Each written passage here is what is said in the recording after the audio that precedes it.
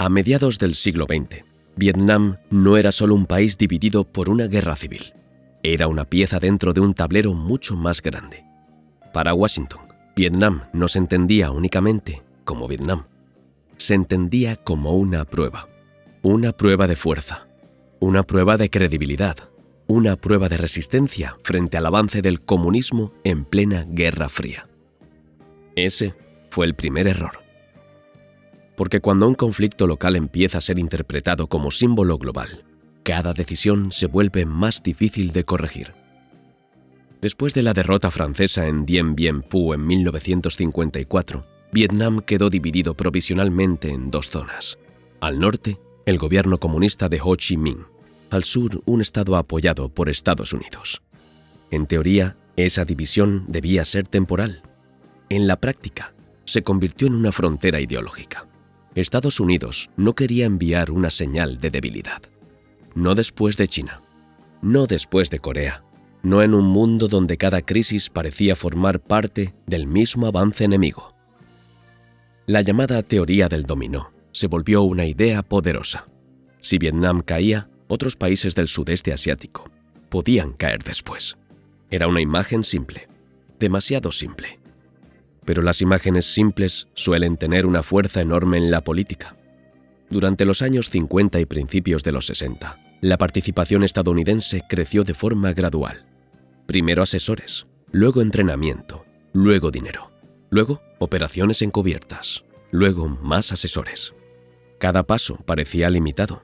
Cada decisión podía justificarse como una medida necesaria para evitar una derrota mayor. Y así, sin una declaración formal de guerra, Estados Unidos fue entrando cada vez más profundo en Vietnam. Eso es uno de los patrones más peligrosos en cualquier desastre político. No siempre empieza con una gran decisión.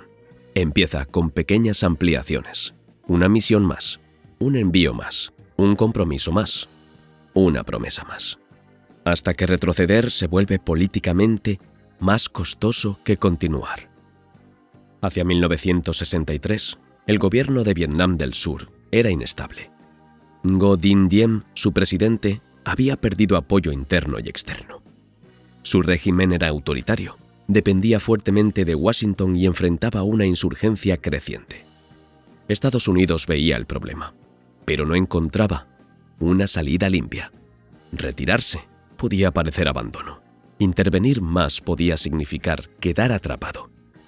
La política exterior rara vez ofrece decisiones perfectas. Pero en Vietnam, las opciones fueron estrechándose porque durante años se había repetido la misma premisa. Perder Vietnam no era aceptable. Cuando Lyndon B. Johnson llegó a la presidencia tras el asesinato de John Fitzgerald Kennedy, heredó un conflicto que aún no era una guerra abierta para el público estadounidense. Johnson tenía prioridades internas enormes, derechos civiles, programas sociales, la gran sociedad. Vietnam no era la guerra que quería, pero se convirtió en la guerra que no quiso perder. Y esa diferencia importa. Porque muchas de las peores decisiones no nacen del deseo de conquistar, nacen del miedo a parecer débil. En Washington, los informes eran contradictorios. Algunos hablaban de progreso, otros advertían que el gobierno de Vietnam del Sur seguía siendo frágil. El enemigo no era un ejército convencional fácil de medir. Era una combinación de guerrilla, apoyo rural, logística norvietnamita y voluntad política. Estados Unidos tenía más aviones, más barcos, más dinero, más tecnología, pero no tenía una respuesta clara a una pregunta básica. ¿Qué significaba ganar? Sin una definición clara de victoria, la guerra empezó a medirse por indicaciones parciales. Número de bajas enemigas, territorio controlado, misiones realizadas, toneladas de bombas lanzadas. Los números daban sensación de control, pero no necesariamente describían la realidad. En agosto de 1964 ocurrió el momento que cambiaría la escala del conflicto. El destructor estadounidense USS Maddox se encontraba en el Golfo de Tonkin. El 2 de agosto hubo un enfrentamiento con lanchas norvietnamitas. 2 días después, se reportó un segundo ataque. La información era confusa. Radar, sonar, mensajes contradictorios, operadores bajo tensión, condiciones difíciles. Pero en Washington, la incertidumbre se transformó rápidamente en oportunidad política. El presidente Johnson presentó el episodio como una agresión clara. El Congreso aprobó la resolución del Golfo de Tonkin. Con ella, el presidente recibió autorización amplia para tomar las medidas que considerara necesarias en el sudeste asiático. No fue una declaración formal de guerra, pero funcionó como una. A partir de ese momento, la escalada dejó de ser una posibilidad lejana, se volvió un mecanismo autorizado. Aquí aparece el núcleo de esta historia. La guerra de Vietnam no creció porque una sola persona decidiera, en un solo instante, iniciar un desastre.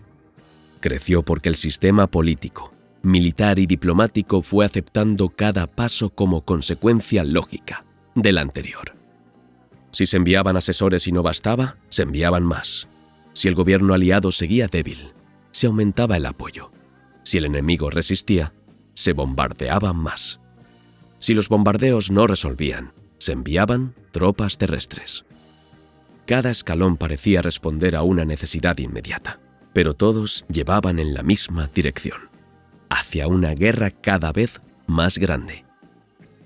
En 1965, los marines desembarcaron en Da Nang. La presencia estadounidense ya no podía describirse como asesoría. Era guerra abierta. La operación Rolling Thunder inició una campaña prolongada de bombardeos contra Vietnam del Norte. La idea era presionar, castigar, forzar negociación, elevar el costo para Hanoi. Pero la estrategia asumía algo que resultaría profundamente equivocado: que el enemigo mediría el costo de la guerra del mismo modo que Washington. Estados Unidos veía aviones, bombas, pérdidas económicas y presión militar. Vietnam del Norte veía independencia, resistencia y tiempo. Esa diferencia de percepción fue decisiva.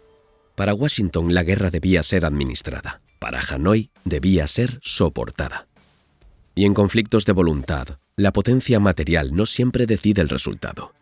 A medida que aumentaban las tropas, también aumentaba la necesidad de justificar el esfuerzo. Más soldados implicaban más responsabilidad. Más muertos exigían más explicación. Más inversión hacía más difícil admitir que la estrategia podía estar fallando. La guerra comenzó a encerrarse en su propia lógica. No se podía retirar porque eso haría inútiles los sacrificios anteriores, pero continuar exigía nuevos sacrificios. Ese círculo es uno de los más peligrosos que puede enfrentar cualquier gobierno. La decisión deja de ser ¿esto funciona? Y se convierte en ¿cómo justificamos todo lo que ya hicimos? En público, el discurso seguía siendo de progreso. En privado, muchos funcionarios sabían que el panorama era mucho más oscuro. Los documentos que años después serían conocidos como los Pentagon Papers mostrarían precisamente esa fractura. Una distancia creciente entre lo que se decía al público y lo que se discutía dentro del gobierno. No era una simple mentira única. Era una acumulación de medias verdades, optimismo estratégico y miedo político. Para 1966 y 1967, cientos de miles de soldados estadounidenses estaban en Vietnam. La guerra había dejado de ser un compromiso limitado. Era una maquinaria inmensa. Bases, helicópteros, bombardeos, operaciones de búsqueda y destrucción, aldeas evacuadas, selvas arrasadas. Y aún así, la victoria seguía sin aparecer. El enemigo sufría pérdidas enormes, pero no colapsaba. Vietnam del Sur recibía apoyo masivo, pero no lograba estabilidad plena. Estados Unidos ganaba batallas y perdía claridad. Ese fue el verdadero inicio del desastre. No el primer disparo, no la primera resolución, no el primer desembarco, sino el momento en el que una potencia enorme siguió avanzando sin poder responder con precisión qué resultado final buscaba. La guerra de Vietnam se convirtió en una trampa construida con decisiones razonables dentro de una premisa equivocada. Y cuando una premisa equivocada domina un sistema completo, incluso las decisiones inteligentes pueden empujar hacia el desastre. A finales de los años 60, Estados Unidos tenía más de 500.000 de soldados desplegados en Vietnam. Helicópteros cruzaban constantemente la selva, bombarderos operaban día y noche. Las bases militares se habían multiplicado por todo Vietnam del Sur. Sobre el papel, la superioridad estadounidense era abrumadora. La diferencia tecnológica entre ambos bandos parecía imposible de equilibrar. Pero la guerra no estaba evolucionando como Washington esperaba. Ese fue uno de los mayores problemas del conflicto. Estados Unidos estaba luchando una guerra industrial contra un enemigo que no dependía completamente de estructuras industriales. Las estrategias militares estadounidenses se apoyaban en movilidad aérea, potencia de fuego y operaciones de desgaste. La lógica era simple. Si el enemigo sufría suficientes pérdidas, eventualmente dejaría de combatir. Pero Vietnam del Norte y el Vietcong operaban bajo una lógica distinta. No necesitaban ganar todas las batallas, solo necesitaban seguir resistiendo. Mientras Washington buscaba medir progreso mediante estadísticas, el enemigo estaba midiendo tiempo y voluntad política. En Vietnam, los números comenzaron a dominar la guerra. Número de misiones, número de aldeas aseguradas, número de enemigos eliminados. El body count, el conteo de bajas enemigas, se convirtió en uno de los principales indicadores utilizados para mostrar éxito. El problema era que los números empezaron a distorsionar la realidad. En muchas operaciones, las unidades eran evaluadas según la cantidad de enemigos muertos. Eso generó presión para producir resultados visibles. Y cuando una guerra empieza a depender de estadísticas para justificar su progreso, las estadísticas terminan convirtiéndose en parte del problema. Oficiales inflaban cifras. Civiles podían ser clasificados como combatientes. Resultados ambiguos eran reportados como victorias. La guerra empezó a producir una imagen optimista que no siempre coincidía con lo que ocurría sobre el terreno. Mientras tanto, el combate se volvía cada vez más difícil psicológicamente para los soldados. Vietnam no tenía líneas de frente claras. No había grandes avances territoriales permanentes. Una aldea podía estar bajo control estadounidense durante el día y bajo influencia del Vietcong durante la noche. El enemigo se mezclaba con la población civil. La selva reducía visibilidad y orientación. La amenaza podía aparecer desde cualquier dirección.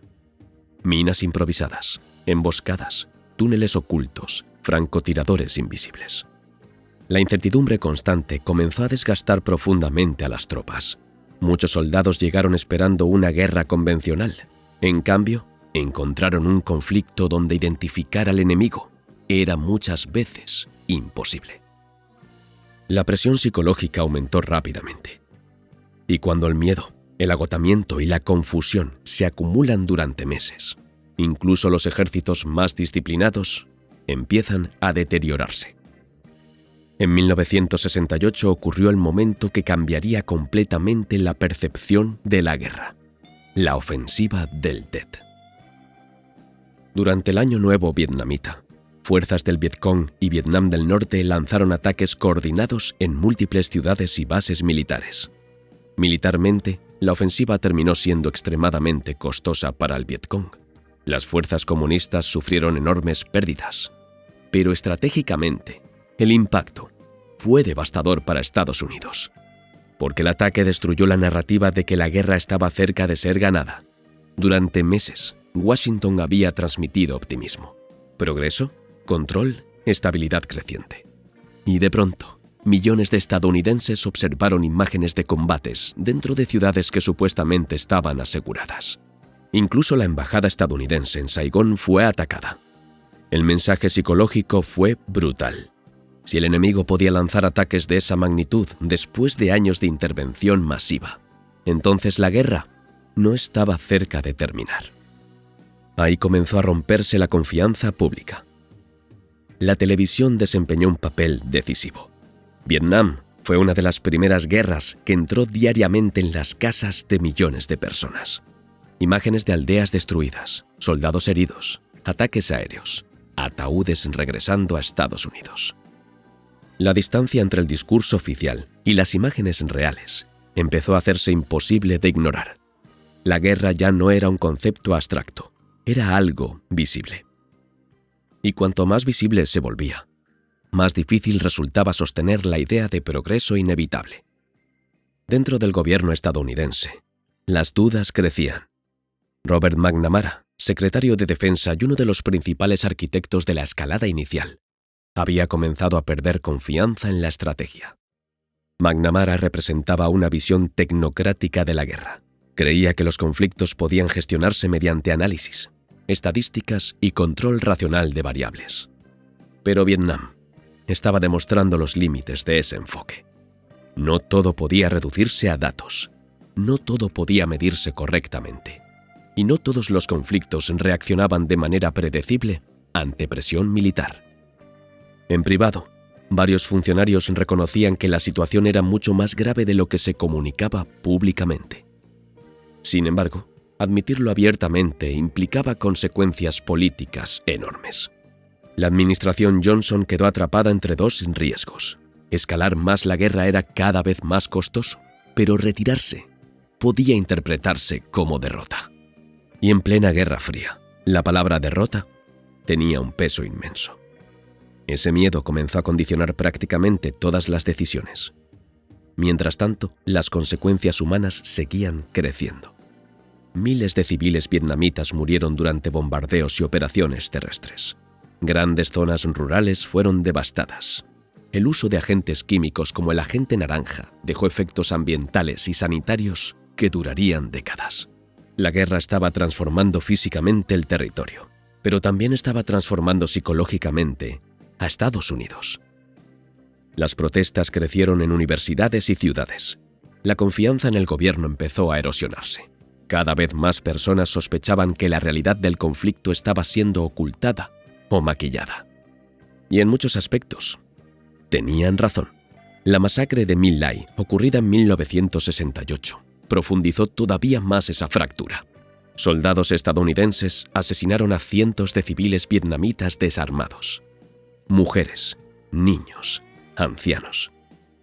Inicialmente, el incidente fue encubierto, pero cuando finalmente salió a la luz, el impacto fue enorme. My Lai se convirtió en símbolo de algo mucho más profundo. Una guerra que estaba deteriorando no solo la estrategia militar, sino también los límites morales del conflicto. El problema no era únicamente la existencia de atrocidades. Las guerras siempre producen brutalidad. El problema era que el sistema completo parecía incapaz de reconocer sus propias fallas sin presión externa. Esa dinámica se repitió constantemente durante Vietnam. Errores minimizados, optimismo exagerado, informes ambiguos, escalada continua. Cada vez resultaba más evidente que el conflicto no tenía una salida clara, pero el tamaño del compromiso hacía políticamente casi imposible detenerlo rápidamente. La guerra había creado su propia inercia, y cuanto más grande se volvía, más difícil era modificar el rumbo. En 1968, Lyndon Johnson anunció que no buscaría la reelección. Vietnam había consumido su presidencia. El conflicto que originalmente debía demostrar fortaleza estadounidense estaba produciendo exactamente lo contrario: división interna, desgaste internacional y pérdida de confianza pública. Sin embargo, incluso entonces, la guerra continuó. Porque una vez que un sistema entero se adapta a un conflicto, terminarlo se vuelve mucho más complejo que iniciarlo. Miles de personas dependían de la maquinaria militar. Las alianzas internacionales estaban comprometidas. La credibilidad política estaba en juego.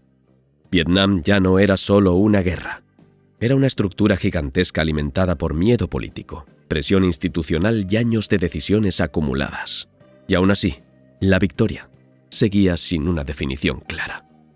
Ese fue quizá el error más profundo de todo el conflicto. Estados Unidos nunca logró resolver una pregunta básica: ¿cómo reconocer el momento en que continuar la guerra producía más daño que terminarla? Porque en sistemas políticos complejos, admitir una equivocación suele percibirse como debilidad. Y a veces, el miedo a parecer débil termina prolongando exactamente aquello que se intenta evitar. A comienzos de los años 70, la guerra de Vietnam había dejado de parecer una operación temporal. Se había convertido en una herida abierta. Más de una década de participación estadounidense había producido cientos de miles de muertos, enormes costos económicos y una fractura política interna que seguía creciendo. Y aún así, el conflicto continuaba sin una conclusión clara. Richard Nixon llegó a la presidencia prometiendo una salida. No exactamente paz inmediata, pero sí una estrategia para reducir la presencia militar estadounidense sin aceptar públicamente una derrota. La solución recibió un nombre: vietnamización. La idea consistía en transferir progresivamente el combate al ejército de Vietnam del Sur, mientras las tropas estadounidenses comenzaban a retirarse. Sobre el papel parecía razonable. Estados Unidos entrenaría y equiparía al ejército survietnamita para que pudiera sostener el conflicto por sí mismo. Pero el problema seguía siendo el mismo que había perseguido la guerra desde el principio. Washington continuaba intentando administrar militarmente un conflicto que dependía también de factores políticos, sociales y culturales mucho más complejos. Mientras las tropas estadounidenses comenzaban a disminuir, la guerra no se redujo realmente. En algunos aspectos, incluso se expandió. Nixon autorizó bombardeos secretos en Camboya y Laos para atacar rutas logísticas utilizadas por Vietnam del Norte. La lógica militar parecía coherente: destruir líneas de suministro enemigas, interrumpir movimientos, reducir capacidad operativa. Pero las consecuencias políticas fueron enormes. La guerra comenzaba a extenderse fuera de Vietnam, mientras el gobierno estadounidense intentaba mantener ciertas operaciones ocultas incluso para parte de la opinión pública. Y cuanto más secreta se volvía la guerra, más profunda era la desconfianza. En 1971 ocurrió uno de los momentos más importantes del conflicto. Los Pentagon Papers fueron filtrados a la prensa. Miles de páginas de documentos internos del gobierno estadounidense revelaban algo extremadamente delicado. Distintas administraciones habían entendido durante años que la situación en Vietnam era mucho más complicada y pesimista de lo que se comunicaba públicamente. No era simplemente una mentira aislada, era una acumulación continua de decisiones políticas donde la necesidad de sostener confianza pública había terminado alejando el discurso oficial de la realidad estratégica. La publicación de esos documentos golpeó profundamente la credibilidad del gobierno, porque confirmaba algo que millones de personas sospechaban: que la guerra había seguido escalando incluso cuando muchos de sus propios responsables dudaban de la posibilidad real de victoria. Ese momento cambió la relación entre ciudadanía y poder político en Estados Unidos. Vietnam dejó una marca permanente de desconfianza institucional. Pero mientras el debate político crecía, la guerra seguía produciendo muertos todos los días.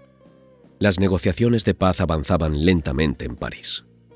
Sin embargo, ninguno de los actores quería aparecer como derrotado. Vietnam del Norte seguía convencido de que el tiempo jugaba a su favor. Estados Unidos buscaba una salida que protegiera su imagen internacional.